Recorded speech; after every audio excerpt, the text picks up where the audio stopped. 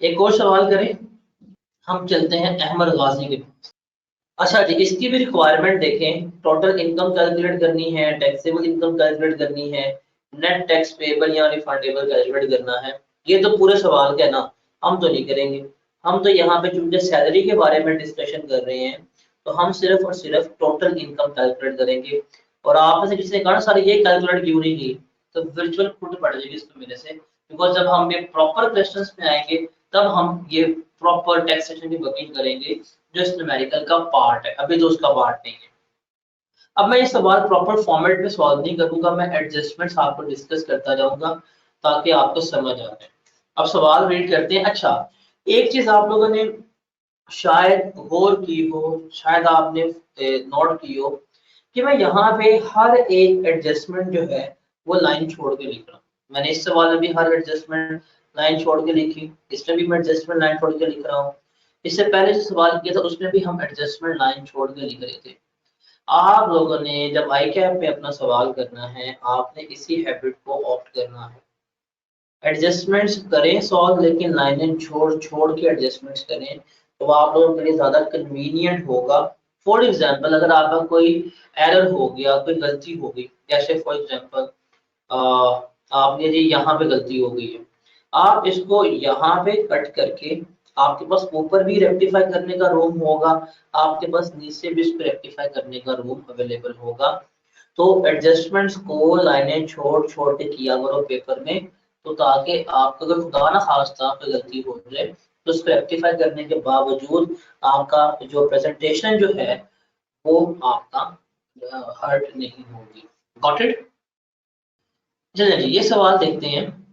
Ahmad Ghazi has been working as director production in Delta Pakistan limited for last 3 years.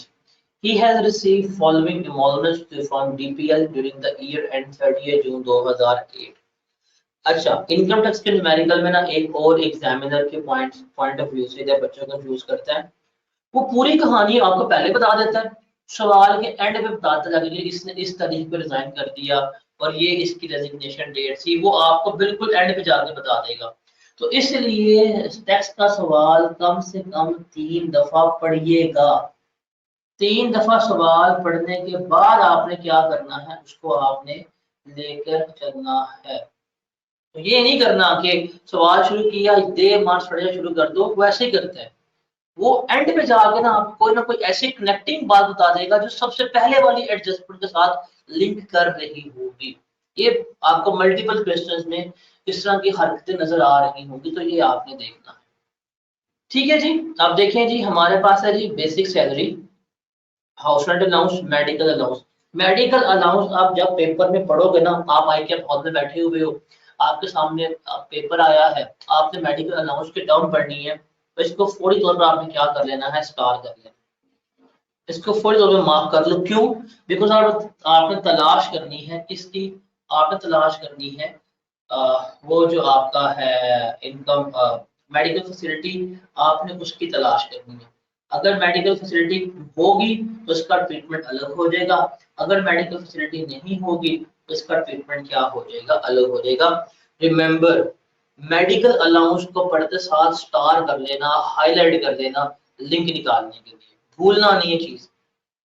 Sir, in addition to the above employer has also provided the following to Ahmed Ghazi: health insurance for him and his family. The amount of insurance premium was paid by DPL 50,000। अब आप देखो, अभी हमने बात की अगली ही adjustment में, ये इसने हमें गिवन कर दी। अब इससे क्या होगा, इससे मेडिकल अलाउंस मेरा टोटली टैक्सेबल हो जाएगा और ये मेरी क्या हो जाएगी, ये मेरी एग्जेम्प्ट हो जाएगी, इसका ट्रीटमेंट नहीं लिया जाएगा। Then basic salary per month है, हम ले लेंगे। House rent allowance per month ले लेंगे। उसके बाद है return air ticket for Dubai worth rupees 1,80,000। 1,80,000 की उसको रिटर्न एयर टिकट जो है थी वो दी गई थी for him and his family as a reward for achieving the production, अगर ताकि अपने और अपने बच्चों को दुबई लेके चला जाए, एंजॉय करके आ जाए, तो ये उसको बेनिफिट दिया गया है। ये जो रिटर्न एयर टिकट है, इसकी जो भी वैल्यू बर्थ होगी वो उसकी सैलरी में ऐड करती जाएगी। Got it?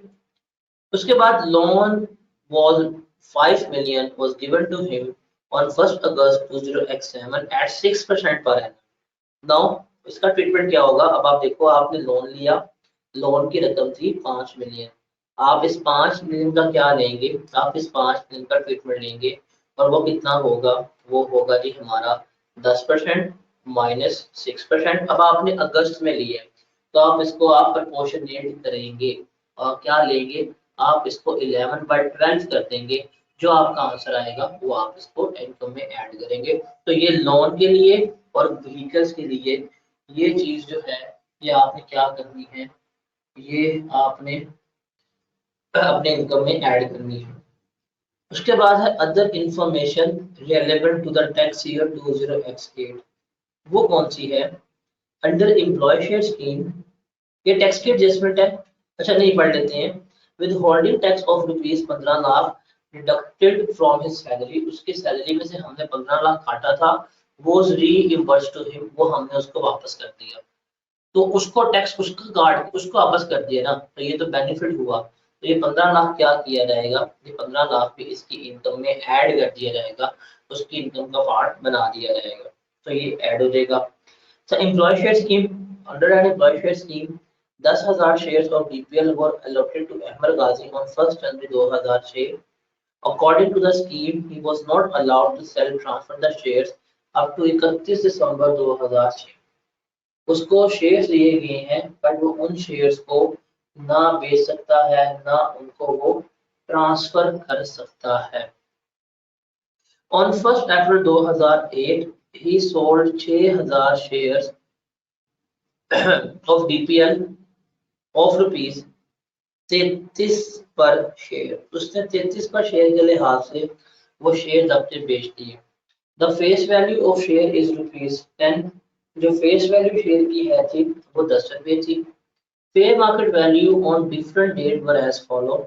1 जनवरी को 20 रुपए थी, 1 जनवरी 2007 को 23 रुपए थी, और जब 30 जून 2008 को 30 रुपए की थी। ये इसने एडजस्टमेंट दी है।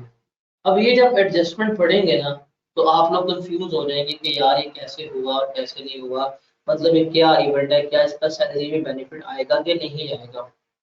अब इसको दोबारा पढ़ो तो आपको तसल्ली हो जाएगी कि ये कहानी एम्प्लॉय शेयर स्कीम की है ही नहीं, मतलब इसका बेनिफिट इस साल कोई नहीं आएगा।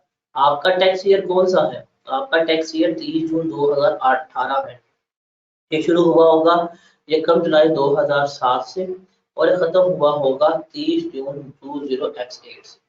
ये आपके 12 महीने हैं। अब आपका जो शेयर्स वगैरह थे वो इससे पहले हुए थे, वो 2006 में हुए थे, तो उस साल तो जो ट्रीटमेंट था वो आपने ले लिया होगा। इस साल आप उन शेयर्स को डिस्पोज कर रहे हैं, तो डिस्पोज करने की वजह से इसका कैपिटल गेन आएगा और वो सिर्फ क्या होगा, वो कैपिटल गेन में ट्रीट हो रहा होगा। तो इस एडजस्टमेंट का सैलरी में कोई इम्पैक्ट नहीं आएगा, इसका इम्पैक्ट कहाँ पे आएगा? कैपिटल गेन में आएगा। हम वहां पे जाएंगे, इसको डिस्कस आउट कर लेंगे। जो सैलरी से रिलेटेड चीजें थी वो हमने यहाँ पे डिस्कस कर ली। That was about Ahmed Ghazi. This was a easy question.